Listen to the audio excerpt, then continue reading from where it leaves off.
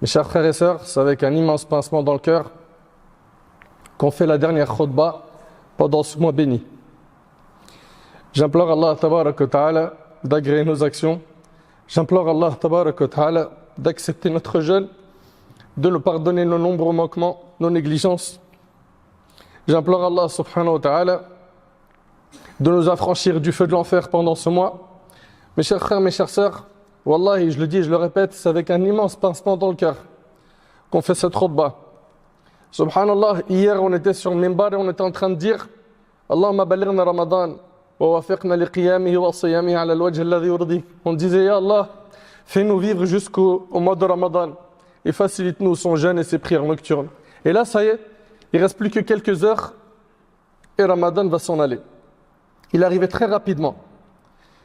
Et il repart aussi rapidement qu'il est venu. Et chacun d'entre nous doit méditer sur sa vie également. Sa vie qui défile très rapidement. Tout passe très rapidement. Et un beau jour, on sera devant Allah tabaraka wa ta'ala et on sera questionné sur nos actions. Qu'est-ce qu'on va lui dire ce jour-là, le jour de notre rencontre avec Allah? Mes chers frères, mes chères sœurs, le mois de Ramadan, ça y est, il est sur le point de partir. Et Allah tabaraka wa ta'ala, il dit يوم تجد كل نفس ما عملت من خير محضرا وما عملت من سوء تود لو أن بينها وبينه أمدا بعيدا ويحذركم الله نفسه والله رؤوف بالعباد. Le jour où chaque âme trouvera devant elle le bien qu'elle aura accompli. Le jour du jugement, chacun d'entre nous verra ce qu'il a accompli comme action. Le jour où chaque âme trouvera devant elle le bien qu'elle aura accompli, de même que le mal qu'elle aura accompli. Elle souhaitera, donc chaque âme, qu'il y ait entre elle et ce mal une longue distance. Allah vous met en garde contre lui-même. Allah est compatissant envers ses serviteurs. Regardez, Allah il nous dit quoi? Allah vous met en garde contre lui-même. Allah est compatissant envers ses serviteurs. Il les menace de son châtiment, puis il leur donne espoir, afin qu'ils ne désespèrent pas, en disant à la fin, Allah est compatissant envers ses serviteurs.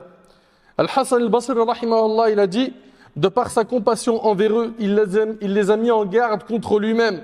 Et puis le jour du jugement, comme cela est relaté dans le hadith d'Abi Dharr qui est rapporté par l'imam Muslim, Allah tabaraka wa ta'ala dira ô mes serviteurs, ce sont vos actes dont je tiens compte pour ensuite vous en rétribuer pleinement. Que celui qui aura fait du bien adresse ses louanges à Allah. Celui qui trouvera le jour du jugement du bien dans son registre, dans son livre, qu'il remercie Allah. Que celui qui aura fait du bien adresse ses louanges à Allah, mais que celui qui recueillera autre chose ne s'en prenne qu'à lui-même. Si tu trouves dans ton livre le jour du jugement autre chose que du bien, eh ben ne blâme que ta propre personne. Ça sera à cause de toi. Tu as eu le temps qu'il fallait sur terre pour revenir vers Allah, pour te repentir, pour délaisser le haram. Tu as eu le temps qu'il fallait pour faire des bonnes actions. Mais tu as préféré le chemin de l'égarement. Tu as préféré suivre aveuglement Satan. Tu as préféré suivre les passions illicites. Mes chers frères, mes chères sœurs, si les morts pouvaient s'adresser à nous, pensez-vous qu'ils souhaiteraient revenir sur terre? Pourquoi? Pour passer des bonnes vacances dans un endroit ensoleillé, avec une magnifique plage devant eux. Si les morts pouvaient revenir sur terre, s'ils pouvaient s'adresser à nous, ça serait pour revenir faire des bonnes actions. Leur plus grand souhait serait de revenir sur terre, faire des hasanats. Et malheureusement, le plus grand souhait des gens de la dunya, c'est de courir derrière elle, derrière l'argent.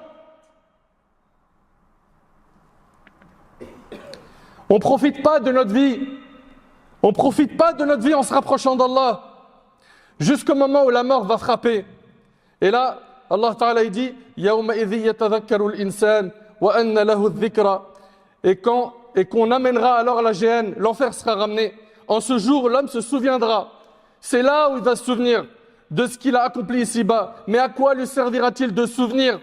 À quoi ça servira de venir faire un bilan ou faire un point le jour du jugement? C'est fini.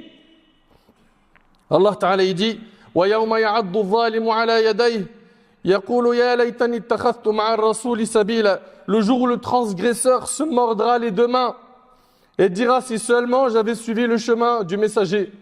T'imagines le jour du jugement, il y a des gens, et ce qu'on est en train de dire là, c'est dans le Coran, c'est dans le livre d'Allah, et Allah il ne dit que ce qui est vrai, c'est véridique. Le jour du jugement, il y a des gens, ils vont dire si seulement j'avais suivi le chemin du messager, au lieu de suivre telle star, tel acteur, tel humoriste, tel influenceur, qui m'a égaré.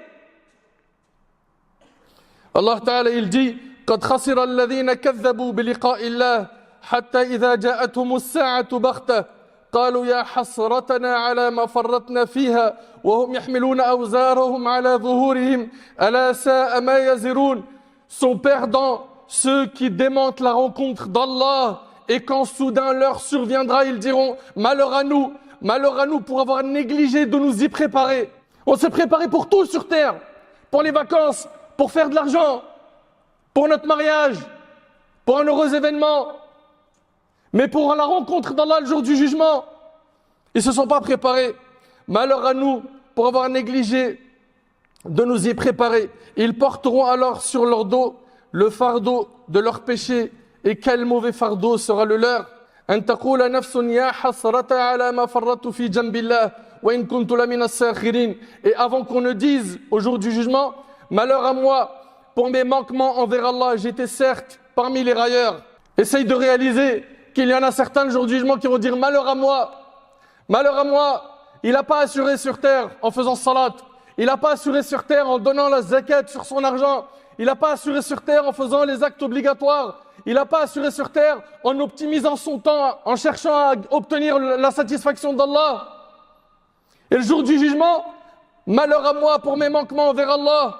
Veux-tu être de ceux qui vont prononcer ces paroles? Mes chers frères, mes chères sœurs, le Ramadan est sur le point de partir. C'est un invité qui est venu rapidement et qui est parti très rapidement. Et chacun d'entre nous doit faire le compte avec sa personne. Si tu as été de ceux qui, alhamdoulilah, ont fourni des efforts, poursuis, continue. Et rappelle-toi que les actions ne valent que par leur fin, comme a dit le prophète sallallahu alayhi wa sallam. Ne lâche rien, sois constant, endure. C'est difficile, je sais que tu dors pas bien. C'est difficile car on dort pas bien. On est fatigué. Certains sont sur les rotules, mais c'est pas grave, tu retrouveras les récompenses le jour du jugement. Et la fatigue s'en ira après Ramadan. L'essentiel, c'est donne-toi à fond.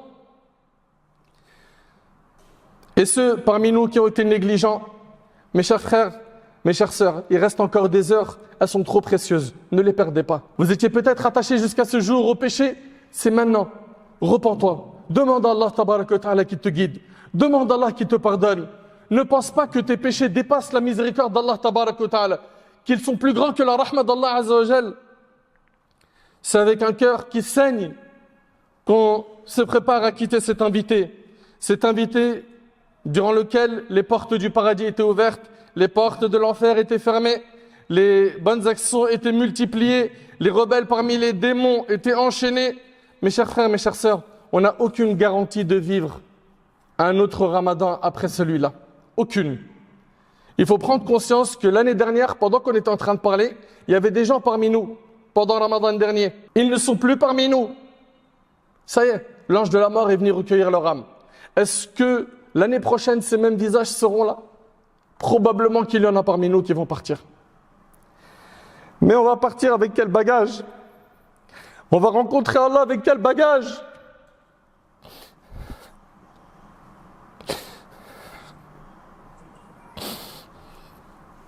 C'est la fin de la compétition.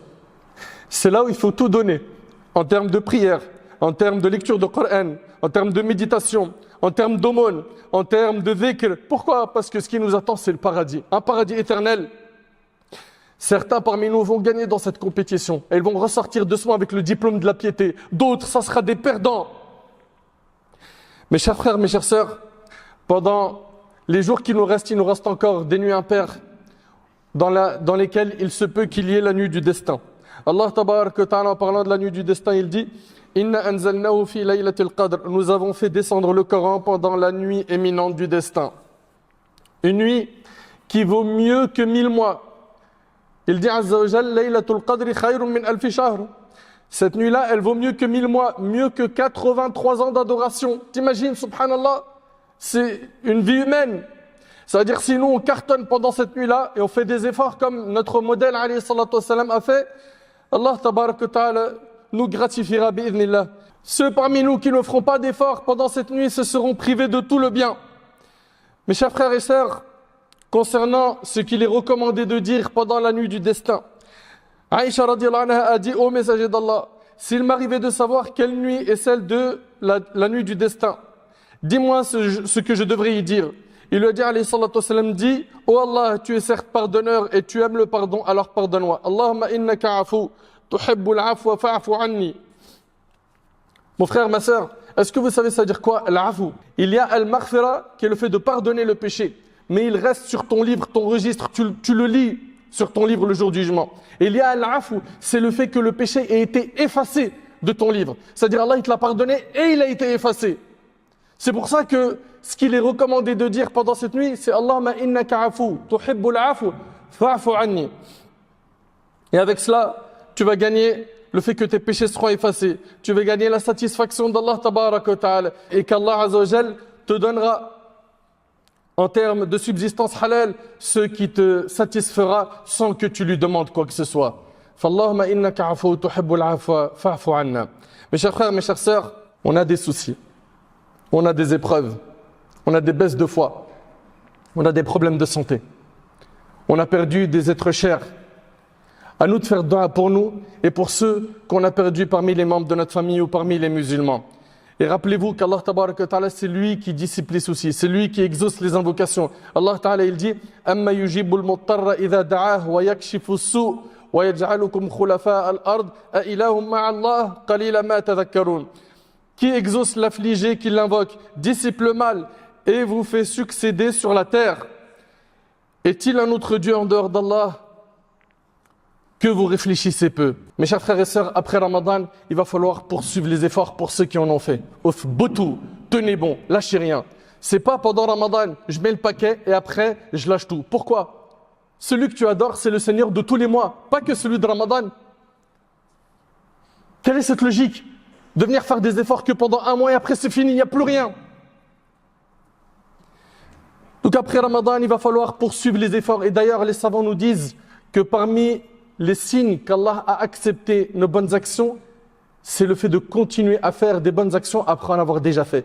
Le fait de continuer à faire des bonnes actions après en avoir déjà fait, c'est un signe de qaboul al-amal, qu'Allah tabaraka wa ta'ala a accepté nos actions.